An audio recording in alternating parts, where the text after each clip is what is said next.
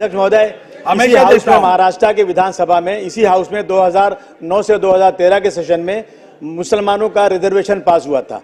अध्यक्ष महोदय, वो रिजर्वेशन जब पास हुआ तो सब कुछ देख भाल के हुआ था कि कौन से कैटेगरी में हो सकता है, कौन से कैटेगरी में नहीं हो सकता। अध्यक्ष महोदय, कुछ लोग कोर्ट में गए, कोर्ट ने कहा कि मुसलमानों को 5% रिजर्वेशन इमीडिएट दे दिया जाए। अध्यक्ष महोदय, वो दिन है और आज का दिन है, आज तक रिजर्वेशन मिला नहीं। इस हाउस में मराठा रिजर्वेशन की बात होती है, ओबीसी रिजर्वेशन की बात होती है, लेकिन जो लोग हमारा वोट भी लेना चाहते हैं वो भी हमारे रिजर्वेशन में बात नहीं करते। अध्यक्ष महोदय, आज चंद्रबाबू नायडू से अध्यक्ष महोदय, आज चंद्रबाबू नायडू से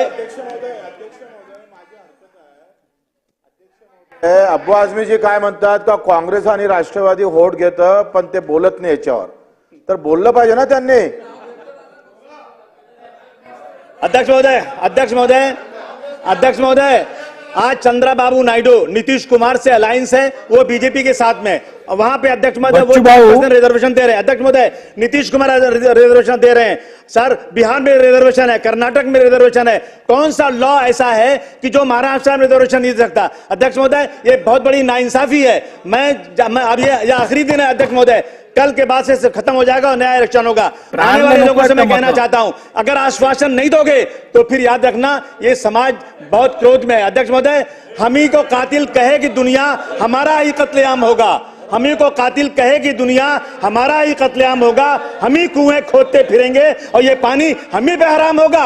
अध्यक्ष महोदय, अगर यही ज़हनियत रही तो मुझे इस बात का डर है कि इस सदी में ना कोई अब्दुल हमीद होगा ना कोई अब्दुल कलाम होगा। मेरा निवेदन अध्यक्ष महोदय कि हम इस मुल्क में रहते हैं, हम इस मुल्क के डेवलपमेंट में काम करते हैं। अगर महाराष्ट्र में मुसलमानों के साथ नाइंसाफी होगी तो महाराष्ट्र कभी भी विकसित राज्य नहीं कहा जा सकता, डेवलप कंट्री नहीं कहा जा सकता।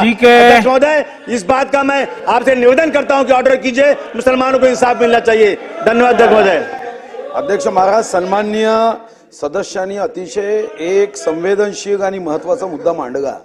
मी सन्माननीय सदस्याला हे सांगू शकतो की मुस्लिम धर्म में जो पिछड़ी जातियां है, वो पिंजारी है, बाकी है, उनको आरक्षण अभी भी मिल रहा है। अपने संविधान में पिछड़े और एक मिनट साहब, एक मिनट, संवेदनशील मुद्दा है ना। अपने संविधान में धर्म के आधार पे आरक्षण नहीं है। सुनो तो पूरा सुनो ना भैया।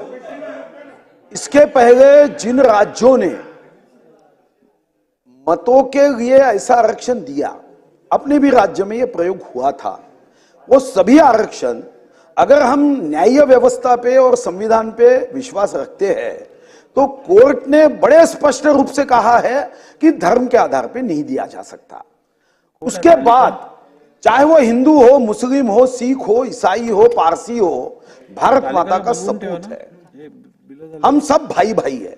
इसी आधार पे इकोनॉमिकली वीकर सेक्शन को 10% जो आरक्षण दिया गया नरेंद्र मोदी जी की सरकार ने, इसका कारण वो था कि चाहे देखो आरक्षण का आपको आवश्यकता नहीं है, मगर मुस्लिम धर्म का कोई पिछड़ा व्यक्ति होगा तो वो कोई धर्म, संविधान में धर्म को आरक्षण नहीं है तो क्या पिछड़ा रहे क्या? उसको जीने का अधिकार नहीं है क्या? तो मोदी जी ने कहा हाँ, उसको भी उसकी गरीबी ये उसको बेसहारा बनाने के लिए कोई कारण नहीं बननी चाहिए, और इसलिए इकोनॉमिकली वीकर सेक्शन को भी दिया।